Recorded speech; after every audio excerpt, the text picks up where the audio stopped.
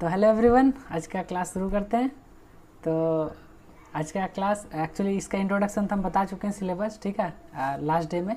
तो जो लोग नहीं देखो वो वीडियो एक्चुअली अपलोड कर चुके हैं, देख लेना कि कैसे कैसे सब्जेक्ट कंप्लीट करने वाले हैं हम लोग, ठीक है। इसमें से कौन सा इजी है, कौन सा टफ है, ठीक है, मार्क्स किस में ज़्यादा स्कोर कर सकते हो, ये सब हम लोग ऑलरेडी देख चुके हैं, राइट। तो सब्जेक्ट का नाम है कंट्रोल सिस्टम, ठीक। कंट्रोल सिस्टम पढ़ने से पहले कुछ प्री रिक्विजिट चाहिए थोड़ा सा, वो है सिग्नल का लाप्लास वाला चीज़, ठीक है, सिग्नल का लाप्लास। अगर नहीं भी आता है तो कोई दिक्कत नहीं है, कि जहाँ पे ज़रूरत पड़ेगा हम उसका बेसिक्स बता देंगे, ठीक है। अगर किसी को कुछ भी याद नहीं है कोई दिक्कत नहीं है, हम आराम से सब कुछ बता देंगे।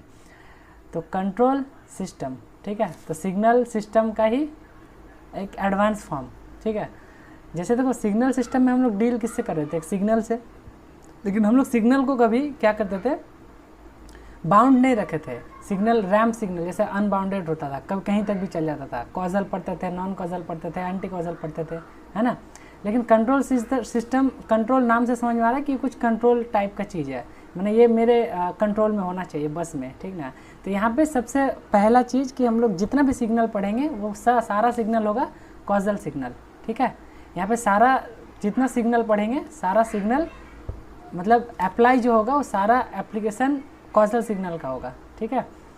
दूसरा चीज़ यहाँ पे हम लोग ब्लॉक डायग्राम को सिर्फ पढ़ेंगे। Block diagram in the sense आगे समझते हैं। देखो जैसे ये चीज़ को देखो, ब्लॉक डायग्राम क्यों आता है, तो बचपन में ये सब तो चीज़ देखे होगे सब कोई। ये एक आरसी सर्किट होता है ना, एक रजिस्टर है और एक कैपेसिटर है। तो यहाँ पे क्या होता है, कुछ करंट यहाँ से आता है और इसके थ्रू चार्जिंग करके इसके थ्रू फिर आउटपुट होता है। तो ये मेरा इनपुट साइड होता है ना, और ये मेरा कौन सा साइड होता है, आउटपुट साइड, ठीक है। तो यहाँ पे हम लोग कुछ इनपुट डालते हैं, उसको हम लोग बोलते हैं एक्साइटेशन। क्या, एक्साइटेशन, ठीक। इसके करस्पॉन्डिंग जो आउटपुट मिलता है उसको हम लोग बोलते हैं रिस्पॉन्स। टर्म सब अच्छा से समझ लेना। जो हम लोग इनपुट में डालते हैं उसको हम लोग बोलते हैं एक्साइटेशन, जो आउटपुट में हम लोग ऑब्जर्व करते हैं वो होता है रिस्पॉन्स, ठीक है। और जब भी कोई भी सिग्नल का इनपुट और आउटपुट का जब हम लोग रेशियो लेंगे, ठीक है, input by output, sorry output by input का जब भी हम लोग रेशियो लेंगे, कौन सा डोमेन में, एस डोमेन में, ठीक है, तो उसको हम लोग क्या बोलेंगे, ट्रांसफ़र फंक्शन, ठीक। तो ट्रांसफ़र फंक्शन बेसिकली क्या है, देखो ये मान लो सर्किट का एक कैरेक्टरिस्टिक होता है ना। तो जैसे ये वाला सर्किट ही है, अगर हम लोग इसको लाप्लास डोमेन में चेंज करें तो क्या मिलेगा हमको, आर है, एस सी है, तो यहाँ से करंट जाएगा, आउटपुट हमको किससे मिलेगा, तो आउटपुट का हम लोग यहाँ पे वोल्टेज डिवाइडर रूल से आउटपुट निकाल सकते हैं। यहाँ का वोल्टेज हम लोग कैसे निकाल सकते हैं, वोल्टेज डिवीजन रूल से। तो जब निकालने जाओगे Y S by X S, Y S तुम्हारा आउटपुट है, एक्स एस इनपुट है, तो इसी को हम लोग क्या नाम देते हैं, H of S. H of S एक स्टैंडर्ड नोटेशन है ट्रांसफर फंक्शन का, ठीक है। तो ये होता है 1/1 + SRC, है ना। अब हमको पता है ये जो इतना अंदर का चीज़ है ना, ये वाला जो पोर्शन है, ये सिंपली क्या है तुम्हारा, ये सिंपली जो पूरा सर्किट है, जो नेटवर्क है, ये हम लोग नेटवर्क में पढ़ते हैं, एनालॉग सर्किट में पढ़ते हैं। लेकिन कंट्रोल सिस्टम में क्या होता है कि अंदर क्या है हमको कुछ पता नहीं। अंदर का जो टोटल कैरेक्टरिस्टिक है वो हम लोग रिफ्लेक्टर के ले आते हैं एक ब्लॉक पे, ठीक है। ये ब्लॉक पे हम लोग सिंपली इनपुट डालेंगे इस ब्लॉक पे और इसके करस्पॉन्डिंग यहाँ पे हम लोग आउटपुट देखेंगे, है ना। जैसे देखो तुम एक इंसान हो, अब तुम्हारे अंदर क्या कैरेक्टरिस्टिक है, क्या है हमको नहीं पता। तुम्हारे अंदर कैरेक्टरिस्टिक क्या है नहीं है, वो जानने के लिए वो गर्लफ्रेंड बॉयफ्रेंड तो रिलेशन में आना पड़ेगा, तब तुम्हारे अंदर का खूबी और खामियाँ निकल के आएगा। और एज ए प्रोफेशन जैसे कि जो कि हम लोग कंट्रोल सिस्टम में करेंगे, तुमसे काम निकालवाना है, तो तुम्हारा क्या, कुछ इनपुट देंगे, भाई पैसा लो काम करके दो। अब तुम्हारे अंदर क्या अच्छाई है क्या बुराई है हमको उससे कोई मतलब नहीं है, सिर्फ हम एक इनपुट डालेंगे, उससे करस्पॉन्डिंग हम एक आउटपुट लेंगे, ठीक है। और ये पूरा अंदर का जो सर्किट है उसका कैरेक्टरिस्टिक हम एक ट्रांसफर फंक्शन से डिनोट कर देंगे। तो ये ट्रांसफर एक्चुअली ये सब हम लोग को पढ़ना नहीं है, लेकिन कंट्रोल सिस्टम में जो ब्लॉक बार बार आएगा ना, इसको हम लोग सिंपली एक जी से रिप्लेस कर देंगे। अब क्या है नहीं है उसको नहीं पता, बाकी चीज़ को हम लोग वेरी करके आगे पढ़ते हुए चलेंगे, ठीक है।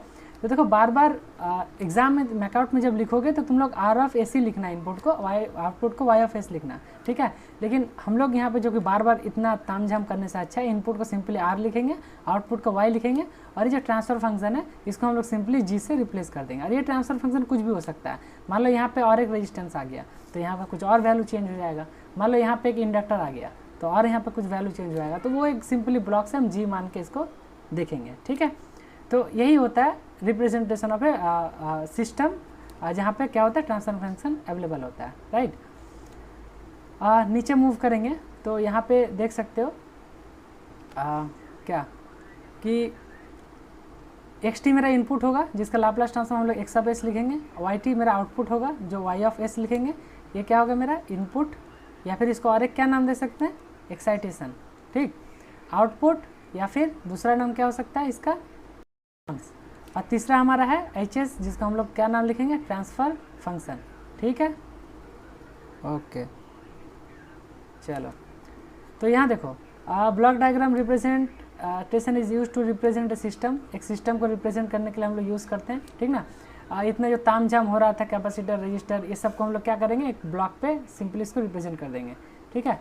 और ब्लॉक डायग्राम रिप्रेजेंटेशन से हम लोग क्या करते हैं ट्रांसफर फंक्शन कैलकुलेट करते हैं। ट्रांसफर फंक्शन ऑलवेज क्या होता है आउटपुट का लाप्लास ट्रांसफॉर्म बाय इनपुट का लाप्लास ट्रांसफॉर्म का रेशियो, ये होता है हमारा क्या ट्रांसफर फंक्शन, ठीक है। तो सबको ये बेसिक वाला चीज़ क्लियर है बोलो, बाकी लोग हाँ एक ब्लॉक में ले आएंगे और फिर उसको हम लोग स्टडी करेंगे, ठीक है। ओके, अब देखो रिक्वायर क्यों पड़ा कि ब्लॉक डायग्राम रिडक्शन करना क्यों पड़ा, ठीक है। जैसे मान लो कि यहाँ पे एक सिस्टम बना हुआ है, अब ये सिस्टम में क्या क्या हो सकता है, कुछ इंडक्टर है, कुछ कैपेसिटर है, कुछ रजिस्टर है, एक सिस्टम बना, फिर एक सिस्टम बना, एक सिस्टम बना, एक सिस्टम बना। अब देखो यहाँ से इनपुट आया, यहाँ से इनपुट आया, यहाँ से इनपुट आके यहाँ से इसमें गया, ये फिर इसमें गया, फिर इधर से यहाँ से इससे मल्टीप्लाई होके फाइनली हमको यहाँ पे आउटपुट मिल रहा है। देखो इतना तामझाम जो हो रहा है तो क्या हम इसको रिड्यूस नहीं कर सकते हैं?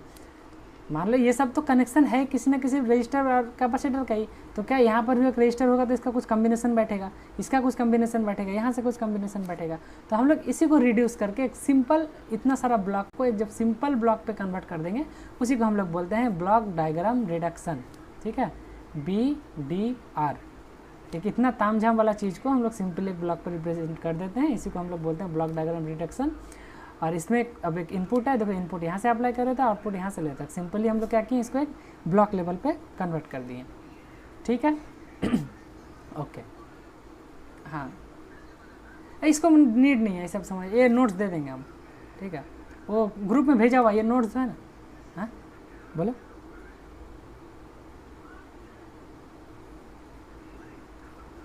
अच्छा हाँ, तो आज का क्लास जब हम शुरू किए थे तो हम एक चीज़ लिखे थे, क्या लिखे थे बोलो, कॉजल। कॉजल का मतलब क्या होता है, कोई भी चीज़ एट टाइम 0 से स्टार्ट होगा, यही ना होता है, इससे पीछे वो एग्जिस्ट करता है। अब सुमित तुम्हारा तुम स्टेटमेंट दोबारा वापस बोलो।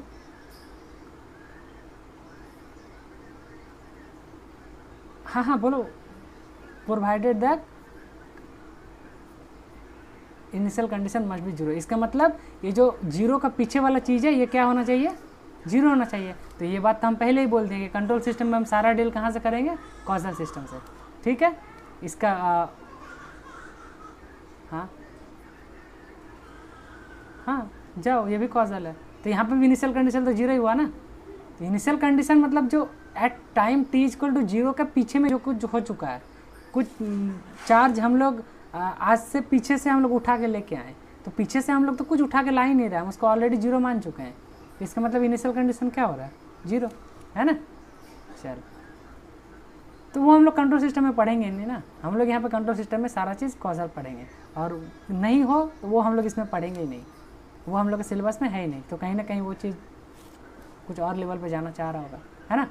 चलो हाँ ठीक है, तो अब है नोटेशन, ये तो ऑलरेडी बता हुआ, इनपुट RT को RS, आउटपुट को देखो कभी कभी YS लिखा रहता है, कभी कभी तुमको CS भी दिखेगा, ठीक है, दोनों चलेगा, दोनों में से कुछ भी आ जाए। ट्रांसफर फंक्शन GT को हम लोग GS से रिप्लेस करेंगे, है ना। अब हम क्या बोले कि हम लोग बार बार इतना तामझाम नहीं लिखेंगे, इसको सिंपली R लिखेंगे, इसको C लिखेंगे या फिर Y लिखेंगे, और ट्रांसफर फंक्शन को सिंपली G लिखेंगे। तो इनपुट अगर GS है, आउटपुट YS है और इनपुट RS है, तो YS इक्वल टू क्या हो जाएगा, YS, पहले हम लोग ट्रांसफर फंक्शन को क्या लिखते हैं, transfer function equal to output upon input. Input क्या है मेरा X और S, तो यहाँ से अगर हम आउटपुट लिखना चाहें तो आउटपुट मेरा क्या हो जाता है, क्रॉस मल्टीप्लाई कर दो H इंटू X, तो यही चीज़ तो हो रहा है, ये है ना। तो इनपुट यहाँ पे मेरा XS नहीं है, इनपुट यहाँ पे मेरा RS है। अब नोमेनक्लेचर कुछ भी हो सकता है, उससे कोई फर्क नहीं पड़ता है। Input into transfer function equal to output, है ना, समझ में। ये इसको जब क्रॉस मल्टीप्लिकेशन करोगे तो यहीं से वो चीज़ निकल के आएगा, ठीक है। अब देखो यहाँ से एक दो चीज़ समझने वाला है।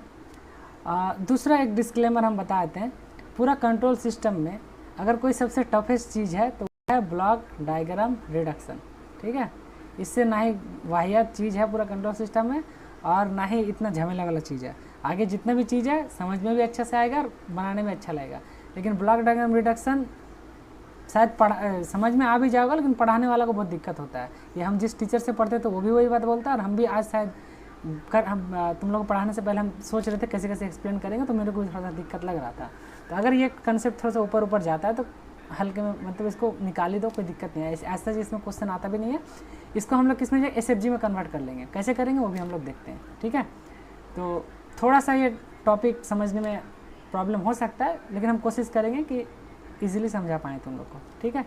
चलो नेक्स्ट है इंपॉर्टेंट कंपोनेंट्स, ठीक है। तो ब्लॉक डायग्राम रिडक्शन में या फिर एक ब्लॉक रिप्रेजेंटेशन में तुमको 3 चीज़ें समझना है। सबसे पहला है समर।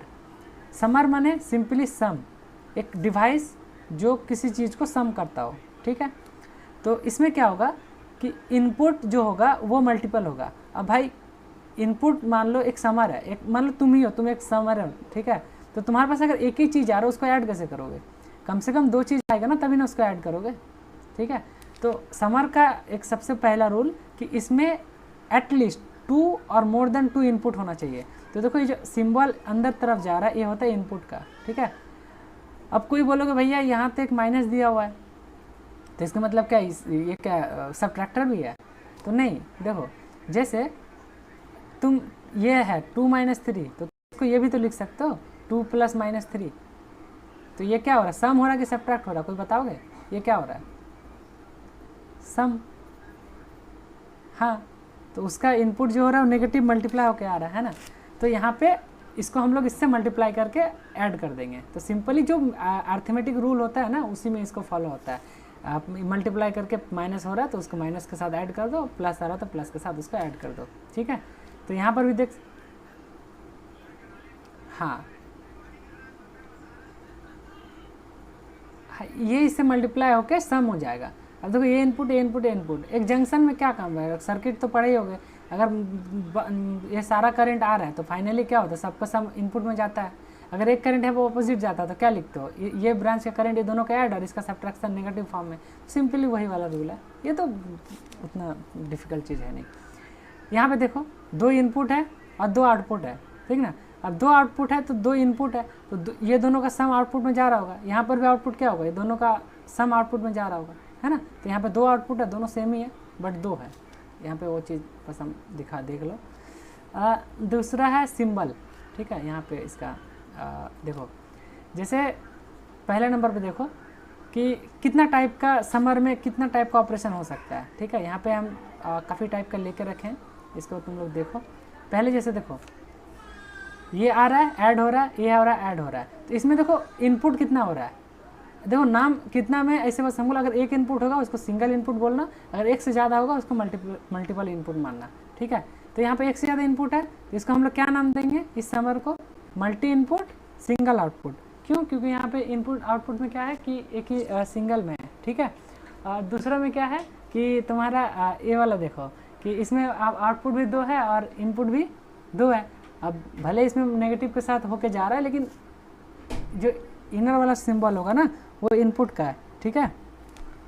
और ये आउटपुट ये भी और यहाँ से आउटपुट है, जो आउटसाइड जो समर से निकल रहा है वो आउटपुट का है, जो समर में इनपुट इन हो रहा है वो इनपुट वाला है।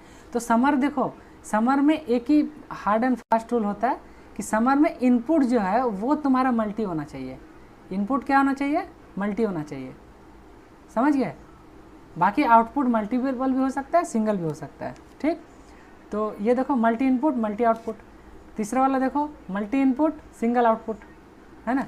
उसके बाद देखो चौथा वाला का नाम बताओ, चौथा वाला कोई देख के नाम बताओ, इसका क्या होगा?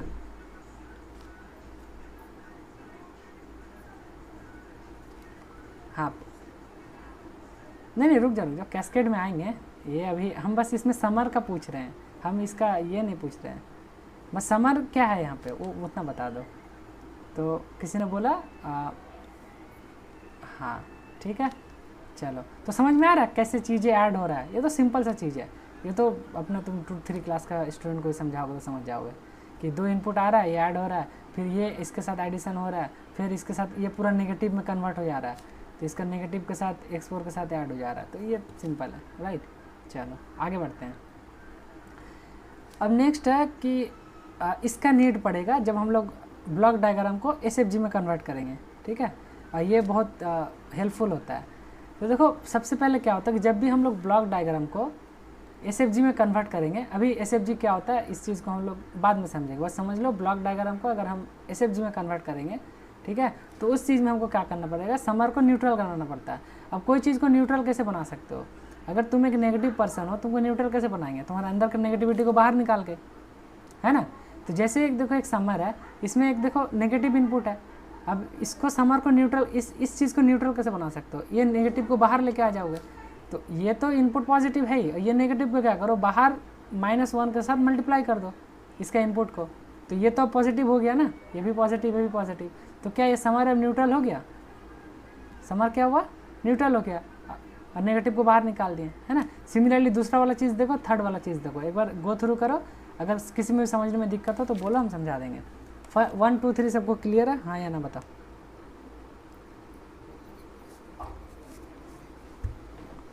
हाँ बस, हाँ, क्योंकि जब तुम ना इसका थोड़ा सा हिंट दे रहे हैं, जैसे देखो यहाँ पे तुम ब्लॉक डायग्राम में इसको रिप्रेजेंट करोगे, एक नोड से इसको रिप्रेजेंट किए। अब क्या है कि यहाँ पे इनपुट जो आ रहा है ना, इस पे इनपुट आ रहा है तुम्हारा x2, तो तुम सिंपली यहाँ पे x2 लिख दोगे। अब तुम नेगेटिव को यहाँ पे रिप्रेजेंट नहीं कर पाए ना, इसलिए हम -1 को पहले निकाल के रखेंगे, ताकि यहाँ पे ये माइनस जो है -x2 में आ जाए, इसीलिए ये चीज़ हम लोग को करना पड़ता है। बाकी ऐसा जिसका यूज़ नहीं है, इसमें है। तो फर्स्ट सेकंड थर्ड क्लियर होना चाहिए सबको, ठीक है। आगे बढ़ते हैं। आगे में है नेक्स्ट है तुम्हारा टेक ऑफ पॉइंट, ठीक है। सबसे पहले बता दो क्लास में कहाँ तक हुआ है? क्लास में कहाँ तक हुआ है?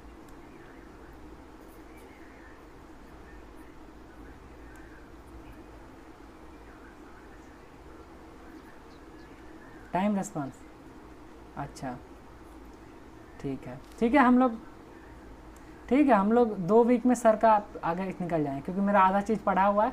2 क्लास के बाद सब जम करके हम लोग आगे निकल जाएंगे, ठीक है। चलो अब देखो, हाँ सर SFG पढ़ाए होंगे, पता नहीं समझ में आया कि क्या हुआ है। एक बार मेरा SFG देखना, फिर हमको फीडबैक बताना उसी वीडियो के नीचे, ठीक है। आज के एक क्लास खत्म होने के जस्ट बाद,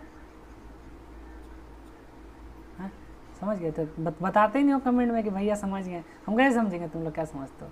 पता नहीं 2 मिनट का 2 वर्ड लिखने में तुम लोग इतना कंजूसी करते हो, पूरा रात हम जाके पढ़ा ले रहे हैं। नहीं तो फिर हम समझेंगे कैसे कि तुम पढ़ लिए, तुमको समझ में आया? वो हमको तो लगता है यार पता नहीं तुम लोग देखते भी हो कि नहीं। तो जो भी हो लिखा करो कि भैया ये पार्ट मज़ा आया, ये चीज़ समझ में नहीं आया, तो फिर हम उस चीज़ को मॉडिफाई करेंगे ना।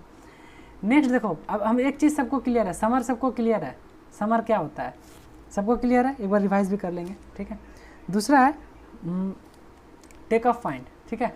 देखो टेक ऑफ पॉइंट में क्या होता है, इसमें हार्ड एंड फास्ट रूल यही है कि इसमें इनपुट सिंगल होगा। अभी तक समर में क्या था कि इनपुट मोर देन 2 होगा, 2 और मोर देन 2, लेकिन टेक ऑफ में क्या होता है, इनपुट 1 होता है, आउटपुट कितना भी हो सकता है, ठीक है। तो एक बात बताओ, ये जो पॉइंट नोड 1, इसको हम लोग क्या नाम दे सकते हैं? टेक ऑफ या समर? देख के मत बोलना।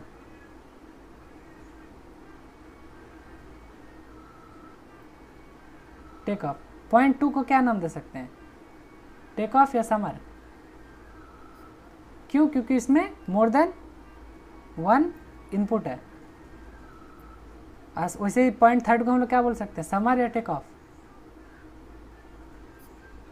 Okay fine. अब ये छोटा सा टेबल, इसको देख लो। हाँ, यहाँ पे छोटा सा टेबल है। समिंग नोड या फिर समर में क्या होता है, मोर देन वन और मतलब greater than equal to 2 input होता है। आउटपुट सिंगल भी हो सकता है, मल्टीपल भी हो सकता है। लेकिन टेक ऑफ में क्या होता है, इनपुट मस्ट बी वन और आउटपुट मल्टीपल होगा ही। अगर इनपुट भी एक ही होगा, आउटपुट भी एक ही होगा, तो यहाँ पर तो कुछ नहीं हो रहा है, ये तो नॉर्मल नोड हो जाएगा। ठीक है, चलो अब है थर्ड चीज़, फॉरवर्ड गेन। ये चीज़ समझना है अच्छे से।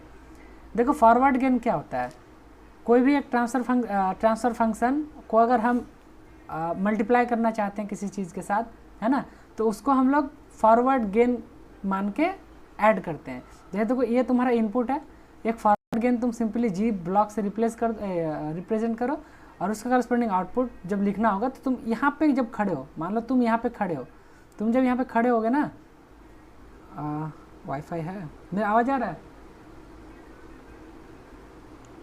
हेलो, हाँ नहीं, कल क्या हो रहा था ना, जितना बार करंट आ रहा था भाग रहा था, वाईफाई ऑफ हो रहा था। आज वही करंट भागा, हमको लगा फिर गया। ठीक है चलो, क्या बोल रहे थे? हाँ, क्या बोल रहे हैं यार, एक बार बोलते बोलते रुक जाते हैं ना फिर।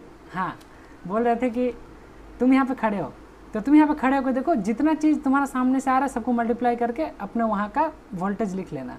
वोल्टेज माने उस जगह का वैल्यू।